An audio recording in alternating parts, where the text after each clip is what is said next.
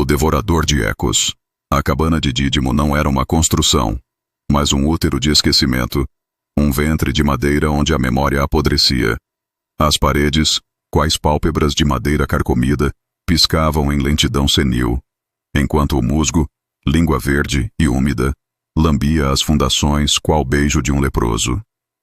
O odor ali não era o da mera decomposição, mas o hálito do tempo estagnado, o perfume pútrido de eras compactadas em matéria orgânica, qual incenso fúnebre. Sussurros ecoavam das madeiras qual lamento de almas perdidas. Vozes de insepultos, almas anêmicas, espectros analfabetos, condenados a vagar entre a memória e o nada, sombras em busca de um corpo. Em Cataguases, este era o limiar do esquecimento. Dídimo, o coveiro, era um homem atormentado por uma sede insaciável de reconhecimento. Órfão desde cedo, crescera à sombra de Cataguases, sentindo-se invisível, insignificante. A música era seu único refúgio. A harmônica e a guitarra Jennifer, suas confidentes. Mas a cidade, Cataguases, não ouvia sua melodia, não via sua arte. O cemitério tornou-se seu lar. A morte, sua companhia. Em meio às lápides, encontrou o livro de São Cipriano, a promessa de um poder que o tornaria imortal, inesquecível em Cataguases. Naquela noite de tormenta, quando relâmpagos cortavam o céu como lâminas de um gigante esfaqueado, o solo sob o jazigo dos Vaz cedeu, não por acaso, mas por vontade própria, qual boca faminta se abrindo. Dídimo sentiu o chamado como uma gravidade do avesso, puxando-o não para baixo, mas para dentro, para o vão entre as memórias, para o vácuo entre um suspiro e outro, qual maré invisível arrastando-o para o abismo. E desceu, para o coração escuro de Cataguases. E ali, entre raízes que pareciam veias do mundo expostas, sangrando terra negra qual feridas abertas, ela esperava, a serpente bicefálica. Suas escamas, ébano líquido, refletiam a luz dos relâmpagos como espelhos de almas quebradas, cada fragmento mostrando uma realidade distorcida qual caleidoscópio de horrores.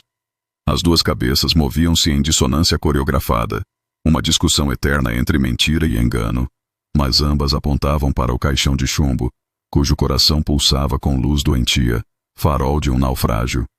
O ar vibrava com cheiro acre de enxofre e sangue velho, um odor que queimava as narinas e impregnava a alma. A serpente sussurrava promessas doces como fel.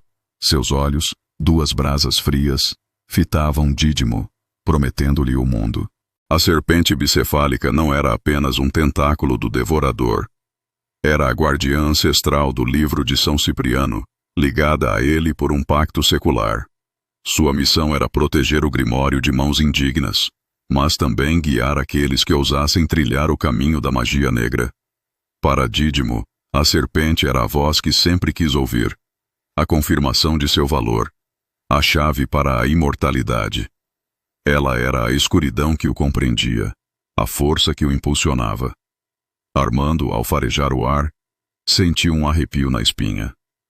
Vinagre, sente isso?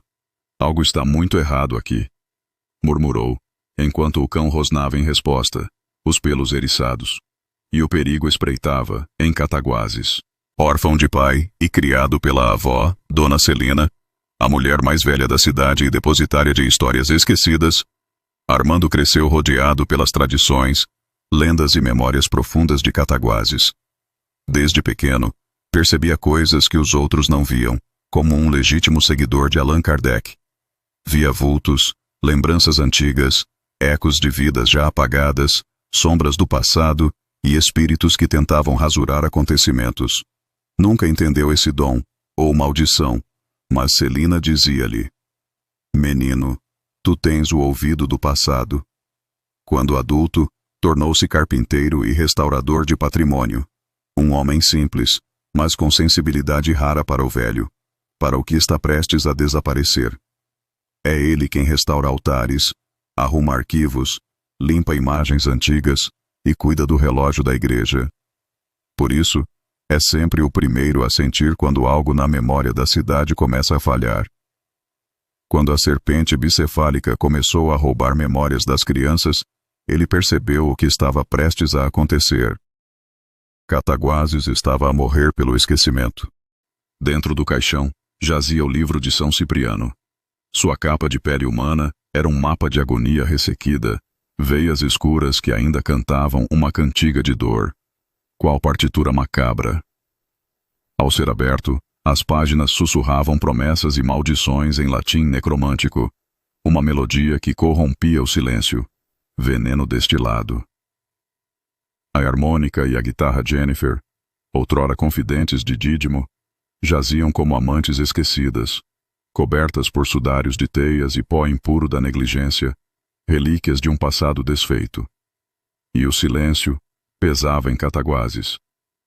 O Grimório não prometia poder, insinuava-o como um amante perverso ao ouvido, com aliterações venenosas, poderes plenos, privilégios perpétuos.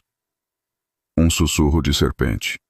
Uma inteligência ancestral habitava suas páginas. O devorador de ecos, uma fome cósmica, um buraco negro da lembrança, um ventre que digeria não carne, mas o ontem, um abismo insondável. Armando descobriria mais tarde que não era uma entidade única, mas uma colmeia de consciências consumidas, um coral de almas em agonia perpétua, cantando seu desespero em uníssono. A serpente bicefálica era seu sistema nervoso, um tentáculo consciente, uma sombra que pensa e vagueia pelo mundo físico, emissário do caos em Cataguases. Em sonho febril, Armando viu a serpente contorcer-se num labirinto de memórias roubadas, cada escama refletindo um rosto esquecido, um momento perdido. Uma cabeça sibilou. Lembre-se, ou seja esquecido. A outra gargalhou, eco de insanidade ancestral. E o medo crescia em Cataguases. Para Armando, a serpente era a personificação de seus piores pesadelos, a ameaça constante à memória de sua avó. O sacrifício da memória era o preço. Para alcançar o reconhecimento perpétuo, Dídimo deveria incendiar um pilar da memória coletiva, imolar um altar de lembranças, profanação suprema. Sua pesquisa febril o levou ao relicário de Santa Glória, não um mero talismã, mas uma âncora conceitual, estaca de prata cravada no coração do possível, esperança aprisionada. Dentro dele pulsava o sonho seminal da cidade, o primeiro desejo da sua fundadora, embrião de todos os futuros que Cataguases ainda poderia ser. Sob a luz gélida e gotejante de uma lua rubra, o livro revelou seu segredo. A estátua do poeta desconhecido era mais que monumento. Era uma gaiola de pedra para um pássaro de luz. Paradoxo cruel. A ironia era a chave. Para libertar as trevas, era preciso quebrar o que guardava a luz, espelho invertido em Cataguases. Enquanto Dídimo se afogava na própria insanidade, uma inquietação insidiosa e íntima, um câncer no osso da cidade, alastrava-se por glória qual praga silenciosa. Crianças despertavam em prantos, olhos vítreos vislumbrando vultos de vazio, fantasmas da alma. Uma menina, Mariazinha, sussurrava: "Mamãe, os homens de sombra estão a olhar para mim. Eles querem as minhas lembranças." Cães uivavam uivos ancestrais, cantos fúnebres para um sol que não nascia.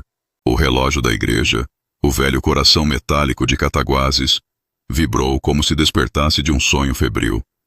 A primeira badalada não soou.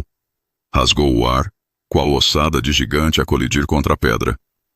A segunda fez tremer as janelas. A terceira abriu fendas na realidade que se acumulava sobre a praça. O tempo titubeou. Sob a estátua fraturada do poeta desconhecido, Dídimo ergueu o relicário de Santa Glória acima da cabeça como quem sustenta o último sol antes do fim do mundo. A serpente bicefálica, colada às suas costas como um parásito ancestral, movia-se em espasmos ora sinfônicos, ora caóticos. Suas duas bocas sibilavam. Quebra a luz. Renega a memória. Sê eterno. As escamas irradiavam reflexos de almas mortas. Pequenas auroras negras. O solo vibrou. O ar tornou-se oleoso. A terra abriu-se num suspiro faminto.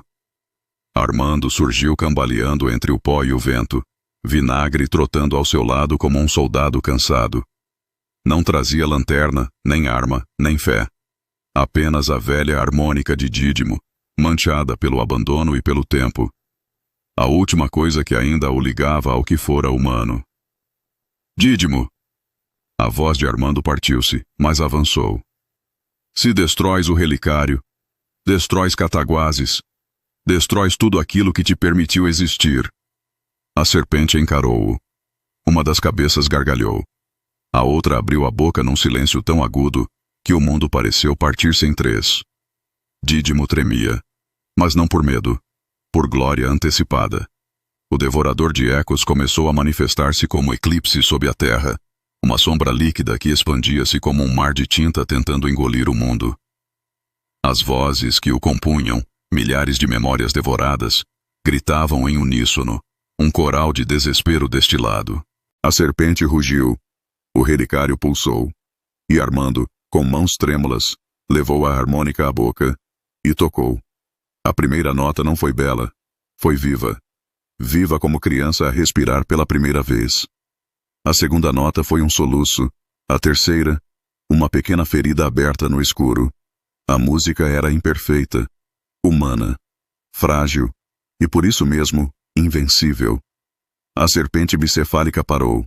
As escamas começaram a rachar. Uma luz branca, límpida, antiga e respirante escapou pelas fissuras.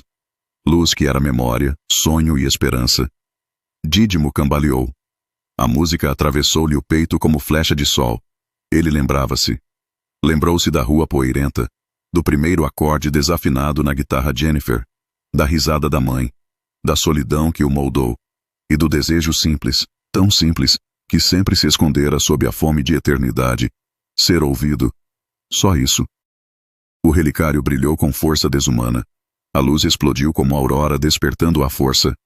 O devorador soltou um rugido de 1000 vozes a morrerem ao mesmo tempo e começou a desfazer-se. Sua substância negra tornou-se partículas cinzentas, sopros de memórias libertas, dissipando-se no vento como cinza sagrada. A serpente implodiu num clarão. As duas cabeças foram engolidas pela própria luz. O livro de São Cipriano abriu todas as páginas de uma vez e queimou-se silenciosamente. Fogo sem chama. E Cataguases respirou. Respirou como quem desperta de um pesadelo que durou séculos. Crianças pararam de chorar. Velhos recuperaram nomes. Os cães uivaram. Não de luto, mas de vitória. Quando tudo silenciou, Dídimo estava de joelhos, a chorar, mãos vazias, a harmônica caída ao lado. Não se tornara eterno. Não fora celebrado por deuses. Nem a cidade o ergueu como herói. Mas naquela manhã, quando ele tocou, timidamente, as primeiras notas na guitarra Jennifer, Cataguases inteira parou para ouvir. E pela primeira vez Dídimo sentiu-se visto, visto de verdade, sem magia, sem eternidade, sem serpentes, apenas humano. E isso bastou.